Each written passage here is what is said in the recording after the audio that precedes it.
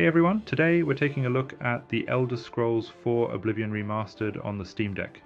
This brand new release has been pretty hyped, but the real question is, how well does it run on Valve's handheld? We'll cover performance, battery life, and the best settings for an optimal experience, then pit it against the original Oblivion to see which is the better ride on the go. Let's jump right into it. First up, the lowest settings with no upscaling. At this preset, Oblivion Remastered prioritizes frame rate over fidelity, and you're rewarded with a surprisingly smooth 45 to 55 FPS, with a battery life hovering around 2.5 hours. The world may look stripped down, yet it remains visually appealing. Next, the low settings. Here the visuals start to fill in, the lighting and textures feel richer, but the frame rate dips to 30 to 40 FPS, and you'll still get about 2.5 hours before your Steam Deck needs a recharge. It's a fair trade if you want a bit more atmosphere without tanking performance entirely. Moving on to medium and high settings, both of these presets push the hardware too far, yielding just around 20 FPS across the board. The world is prettier, but the sluggish frame rate makes combat and exploration a chore. Now for the ultra settings. This is where the remaster shines visually. Enhanced shadows, volumetric effects, and high-res textures, but the performance nosedives to around 10 FPS. Unless you crave a slideshow tour, you'll want to steer clear of this preset. To see if upscaling could help, I tried XeSS Balanced on low and got about 30 to 35 FPS, and it looked good. But my preferred method is FSR, here in balanced mode on low settings, also delivering 30 to 35 FPS. I briefly tested frame generation, but saw negligible gains and a noticeable increase in lag, so I wouldn't recommend it. Now for my recommended settings: low preset, a 30 FPS frame cap, and FSR Balanced. This combo offers the best playability, decent visuals, and about 2.5 hours of battery life, enough for a solid adventuring session. With these settings, I'll now show some uncut gameplay so you can get a real feel for how it plays on the deck.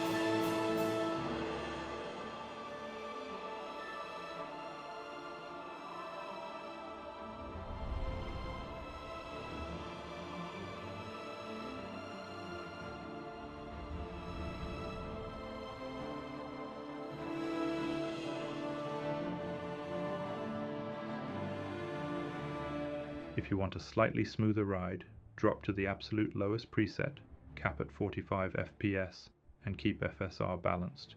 You'll stretch that session closer to 3 hours and the game still looks good. But how does that compare to the classic Oblivion? On the original, you can crank everything to ultra and cruise at a rock-solid 90 frames per second, with roughly 5 to 6 hours of battery life and surprisingly good controls with community layouts. Cyrodiil never looked smoother or lasted longer. At the end of the day, you've got a choice. The remaster with upgraded visuals and shorter play sessions, or the beloved classic with buttery smooth performance and marathon-worthy battery life, especially sweet given how cheap the original often is on sale. Oblivion Remastered on the Steam Deck is just about playable and a ton of fun, so I'd recommend it to anyone new to the series. But if you're chasing long, fluid sessions, the original still reigns supreme. Which version will you play? Let me know in the comments below.